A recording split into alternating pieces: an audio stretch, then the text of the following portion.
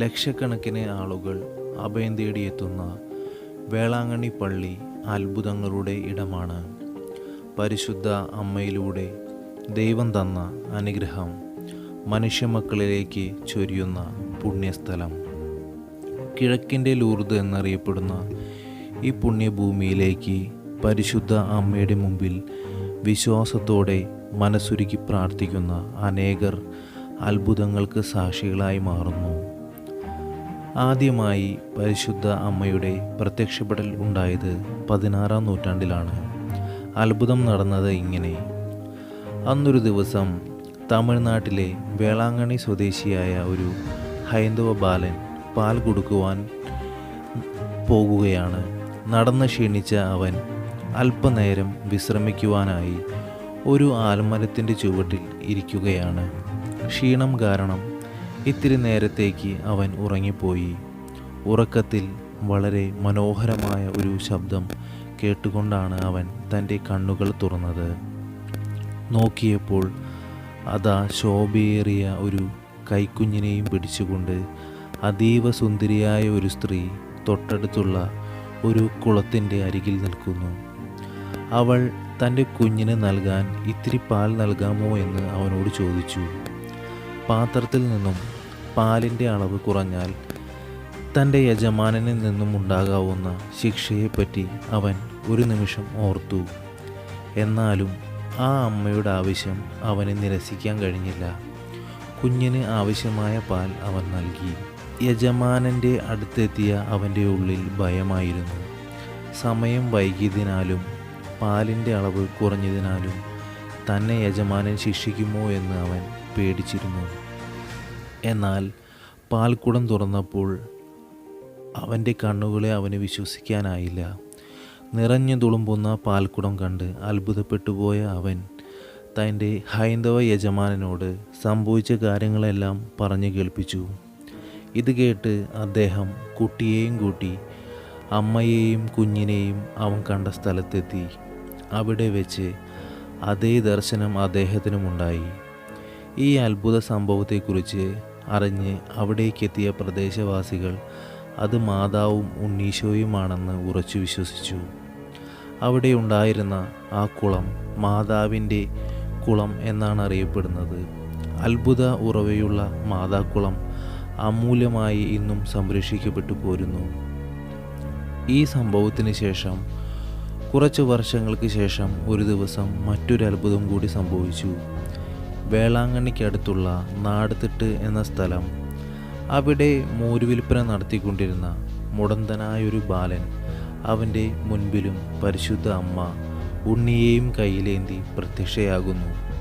കുഞ്ഞിന് നൽകാനായി ഇത്തിരി മോര് അവൻ്റെ കയ്യിൽ നിന്നും അമ്മ വാങ്ങി ആ കുഞ്ഞിന് നൽകി. തുടർന്ന് അമ്മ അവനോട് പറഞ്ഞു, നാഗപട്ടണത്തുള്ള ഒരു കത്തോലിക്കനെ പോയി കണ്ട് ഇവിടെ ഒരു ദേവാലയം പണിയുവാൻ ആവശ്യപ്പെടുക.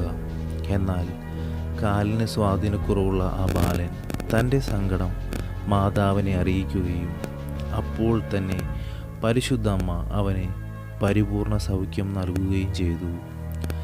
സന്തോഷം കൊണ്ട് അവൻ തുള്ളിച്ചാടി. ഈ വിവരം അറിയിക്കുവാനായി നാഗപട്ടണത്തിലുള്ള ക്രൈസ്തവൻ്റെ അടുക്കിലേക്ക് അവൻ പുറപ്പെട്ടു. ഇക്കാര്യങ്ങളെല്ലാം അവൻ അദ്ദേഹത്തെ അറിയിച്ചെങ്കിലും തനിക്ക് പ്രത്യക്ഷപ്പെട്ട അമ്മയും മോനും ആരാണെന്ന് അവൻ അറിയില്ലായിരുന്നു.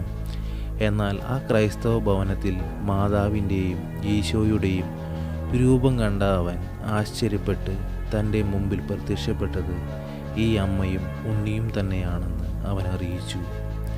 മുടന്തനായ ബാലനെ സൗഖ്യം നൽകിയ മാതാവിനെ ആരോഗ്യമാതാവ് എന്ന് വിളിച്ചു പോന്നു. മാതാവിൻ്റെ നിർദ്ദേശമനുസരിച്ച് ഒരു ചെറിയ പള്ളി അവിടെ പണിതീർത്തു. ഈ സംഭവങ്ങൾ നാടെങ്ങും പരന്നു. ജനം കൂട്ടമായി അവിടേക്ക് ഒഴുകിയെത്തി. അത്ഭുതങ്ങൾ ധാരാളം സംഭവിച്ചു തുടങ്ങി.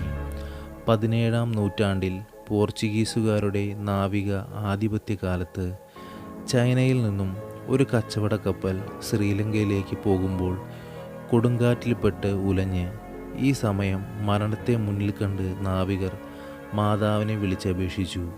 തങ്ങളെ ഈ വലിയ ആപത്തിൽ നിന്നും രക്ഷപ്പെടുത്തണമേ എന്നും അങ്ങനെ സംഭവിച്ചാൽ കപ്പൽ അടുക്കുന്ന ദിക്കിൽ പരിശുദ്ധ അമ്മയുടെ സ്തുതിക്കായി ഒരു ദേവാലയം പണിയാമെന്ന് നേർച്ച നേരുകയും ചെയ്തു.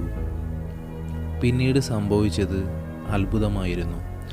കാറ്റിൽപ്പെട്ട് ഉലഞ്ഞ കപ്പൽ വേളാങ്കണ്ണിക്ക് സമീപം നങ്കൂരമുറപ്പിച്ചു. സെപ്റ്റംബർ 8 മാതാവിൻ്റെ ജനന തിരുനാൾ ദിനത്തിലാണ് ഈ സംഭവം സംഭവിച്ചത്.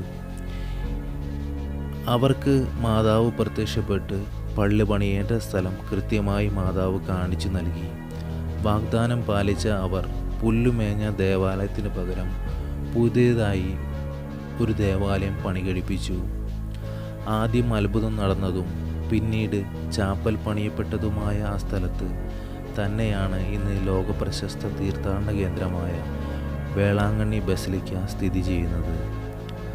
ആയിരക്കണക്കിന് ഭക്തരാണ് അമ്മയുടെ അനുഗ്രഹം തേടി അനുദിനം ഇവിടെ എത്തുന്നത്.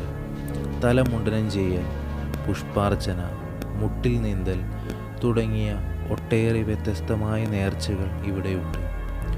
മാതാവിൻ്റെ ജനനത്തിരുനാളായ സെപ്റ്റംബർ 8 ഇവിടുത്തെ തിരുനാൾ ആയി ആഘോഷിക്കുന്നത്.